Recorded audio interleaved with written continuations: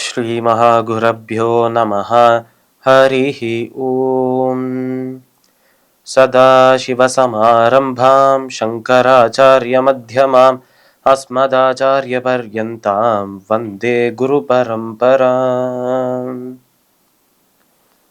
GeM TV நண்பர்களுக்கு எனது வணக்கங்கள்.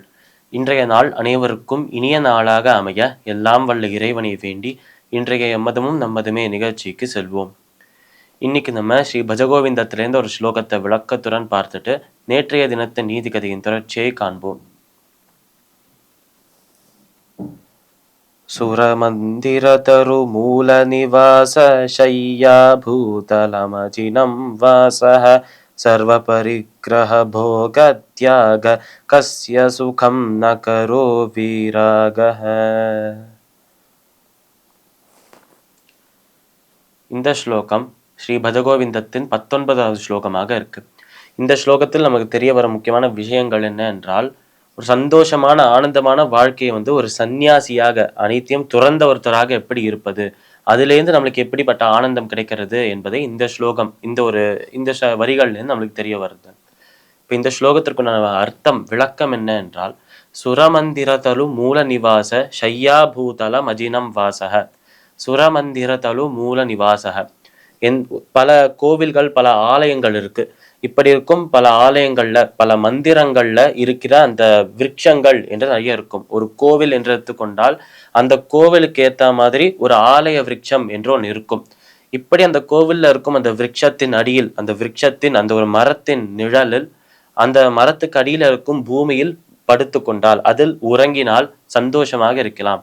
அதே கோவில்ல அதே மரத்துல காய்க்கும் அந்த கனிகள், அதுல மரத்துல வரும் அந்த பழங்கள் மற்றும் அந்த கோவில்ல தரும் பிரசாதம், அதை உட்கொண்டு அந்த மரத்திலேயே இருந்து அந்த கோவிலுக்குள்ளேயே நம்மளோட வாழ்க்கையை கழித்தால் சந்தோஷமாக ஆனந்தமாக இருக்கலாம்.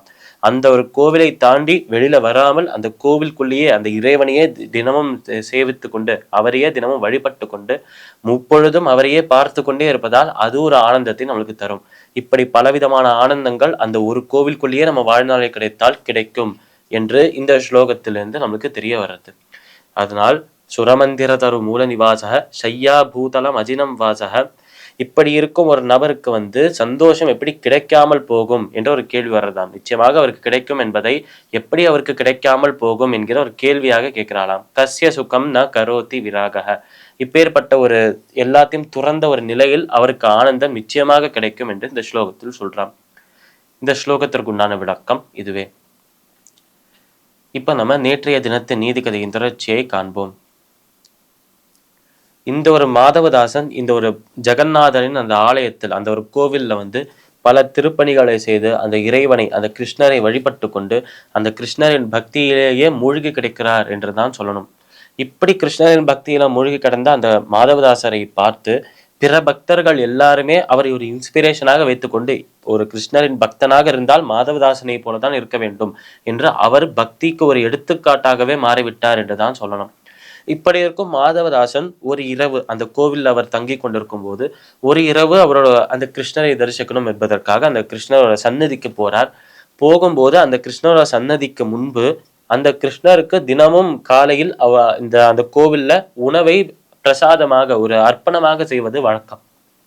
இப்படி கிருஷ்ணருக்கு சமர்ப்பணம் செய்கிற கிருஷ்ணருக்கு நெய்வேத்தியம் செய்கிற அந்த உணவை ஒரு தங்க தட்டுல வச்சு அதில் அந்த உணவை வைத்து அதை தான் அவருக்கு சமர்ப்பணம், அதை தான் அவருக்கு நெய்வேத்தியம் செய்வார்கள். இப்படி அங்க இருக்கும் ஜெகநாதருக்கு அந்த தங்க தட்டுல வைத்திருக்கிற அந்த உணவை அவர்கள் காலையில சமர்ப்பணம் செய்த அதே தட்டில் இப்போ கொஞ்சம் உணவை வைத்து அந்த கோவிலின் சந்நிதிக்கு முன்பு வச்சிருக்கலாம் யாரோ. மாதவதாசன் இதை பார்த்த உடனே ஆச்சரியப்படுறாராம். ஏனென்றால் அந்த கோவிலை பார்த்து கொண்டிருக்கும் அந்த இடத்தில் இருக்கும் அந்த பட்டாச்சாரியர்கள் எல்லாருமே அங்கிருந்து கிளம்பியாச்சு. இப்ப அங்கு யாருமே கிடையாது. இப்படி கோவில்ல பூஜாரிகளும் யாரும் இல்லை, பக்தர்களும் யாரும் இல்லை. அங்க மாதவதாசனை தவிர வேறு யாருமே அங்க கிடையாது. அப்போ இந்த தட்டில், இந்த தங்க தட்டில் உணவை கொண்டு இங்க வச்சது யார் என்கிற ஒரு கேள்வி வர்றதுதான் மாதவதாசனின் மனதுக்குள்ள. இந்த ஒரு கேள்வி அவரோட மனதுக்குள்ள வந்த உடனேயே அவர் யோசித்து கொண்டே இருக்கும்போது டக்குன்னு அவருக்கு அந்த விஷயம் புரிய வர்றதாம். இந்த இடத்தில் நானும் கிருஷ்ணரும் மட்டும்தான் இருக்கோம், அந்த ஜெகநாதரும் நானும் மட்டும்தான் இருக்கிறோம்.